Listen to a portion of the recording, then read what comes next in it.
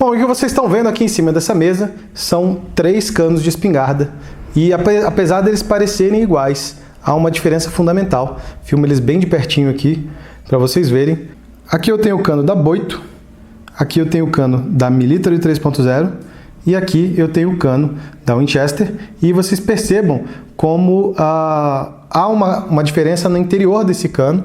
Aqui vocês podem ver que é liso, não tem nada, e aqui há um dentinho onde a gente vai ver o tal do choke. E a maioria dos chokes que vem de fábrica nas armas, eles vêm internos, são chokes internos normais, e a gente tem que tirar eles com uma ferramenta. E uma vez que você termina de rosquear, você tem aqui o choke. Tá? Esse é um choke da Winchester SX4, é um choke Invector Plus, e esse aqui é o choke full, significa que ele é o mais fechado de todos. Mas afinal de contas, o que é um choke? O choke é nada mais nada menos do que uma forma de você afunilar o cano da calibre 12. Para que eu quero isso, Thiago?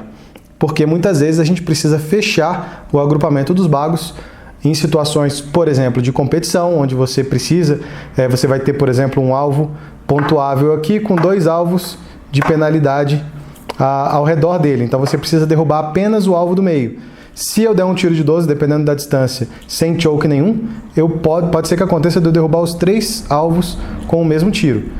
Então, se eu coloco um tipo de funil, uma espécie de funil na boca do cano, eu faço com que esses bagos agrupem um pouco mais, e aí sim eu consigo, com um tiro, derrubar apenas o alvo que eu quero derrubar, o alvo pontuável.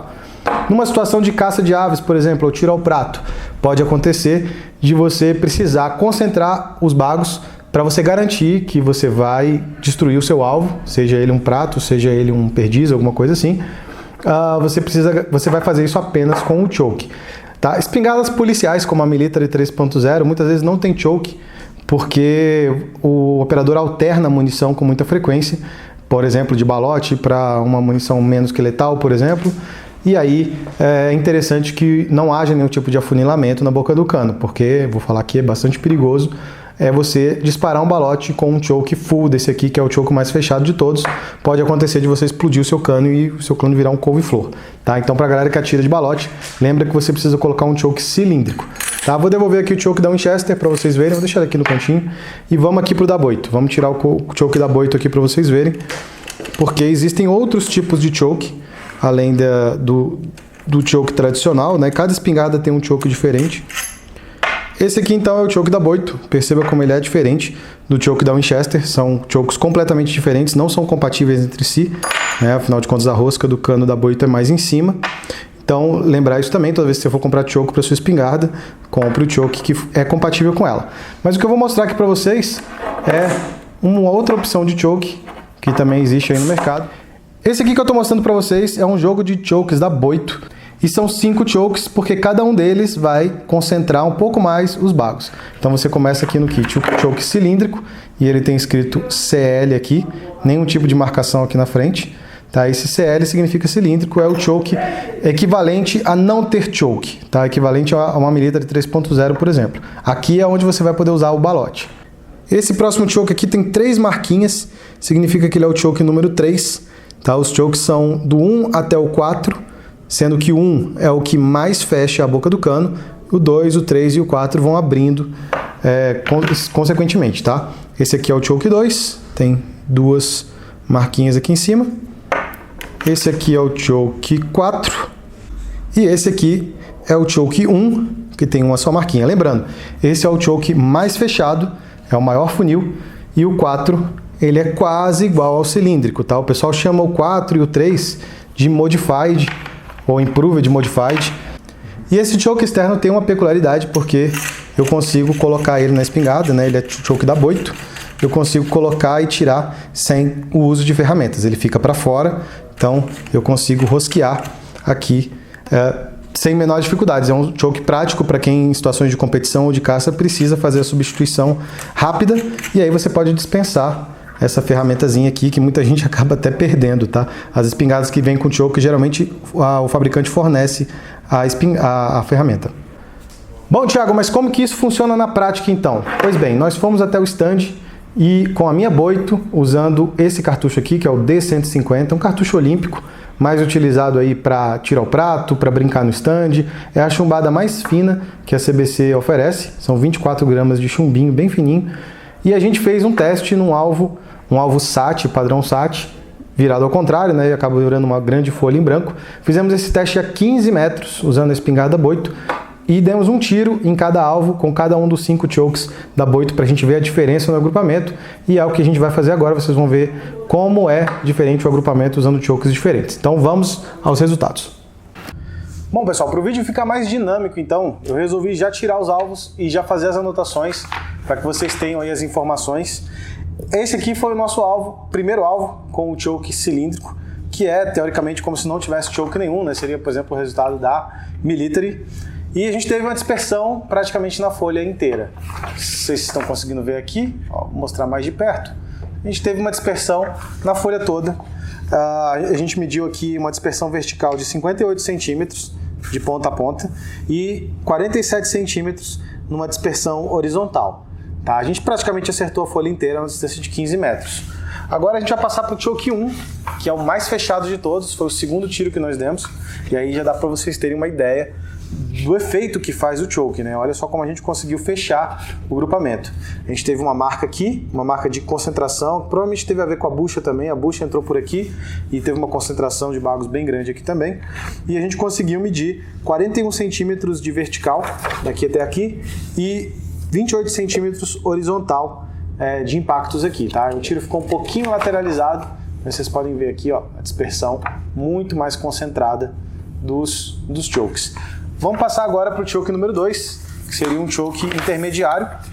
E a gente teve aqui, aparentemente, né, visivelmente parece ser a concentração mais fechada, pareceu até um pouco mais fechado do que o 1. A gente teve, no final das contas, 31 centímetros verticais contra 41 centímetros do 1 e tivemos 29 centímetros horizontal contra 28 centímetros do 1. Então, ou tivemos um problema na medição aqui do alvo 1, ou a diferença de qualidade de medição, controle de qualidade do choke da Boito deixa a desejar. O 1 e o 2 é basicamente o mesmo resultado.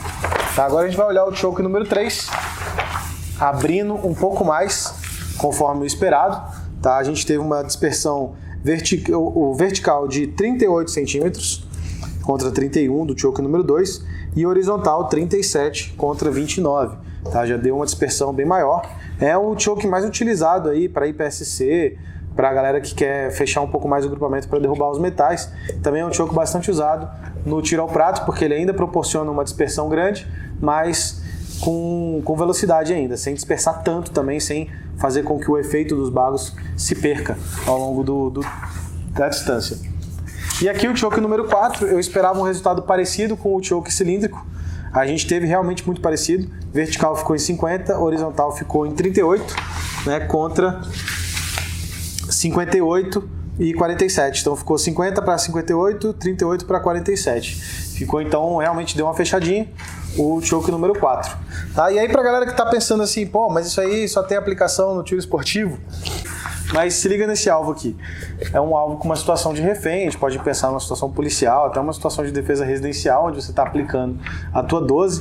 É claro que isso aqui é um cenário totalmente controlado, totalmente hipotético, mas a gente pode ver, isso aqui foi usado o choke número 1, a 10 metros, foi mirado na cabeça do cidadão infrator aqui, a bucha escapuliu aqui para a parte superior, mas praticamente toda a concentração dos bagos ficou na cabeça do cidadão infrator, sem que nenhum bago pegasse na refém.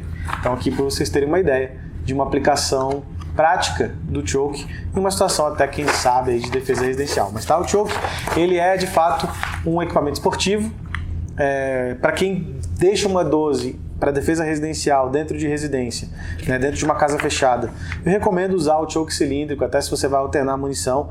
Lembra que o balote num choke fechado, você vai estourar o teu cano, você vai danificar gravemente o teu cano, tá? O balote só passa no choke cilíndrico. Por isso que military, etc., essas espingardas, a maioria das espingardas civis, espingardas policiais não tem choke, que é para não complicar a vida, tá? Um equipamento essencial no tiro esportivo, mas dispensável aí no mundo militar.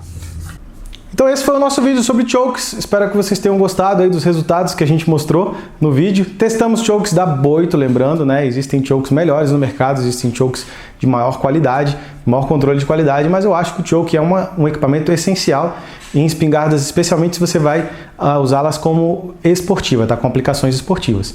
Lembrando também que quem tem military, por exemplo, ou a 586 da CBC, bons armeiros, e tem que ser bom mesmo, cara, bons armeiros conseguem fazer uma adaptação ali, fazer a rosca interna no cano, para que você possa adaptar um choke.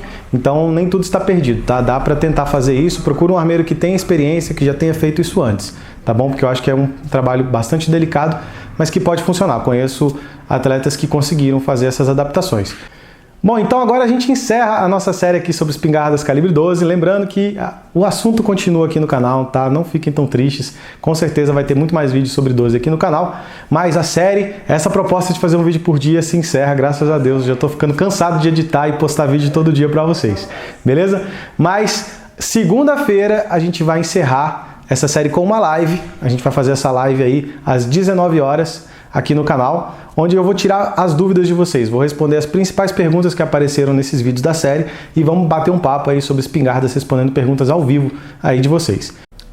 Então eu espero que vocês tenham gostado dessa série, que vocês tenham aprendido bastante, espero que eu tenha despertado em você o interesse pela calibre 12. Então, aqui foi Thiago Almeida, Diário do Atirador, e até a próxima.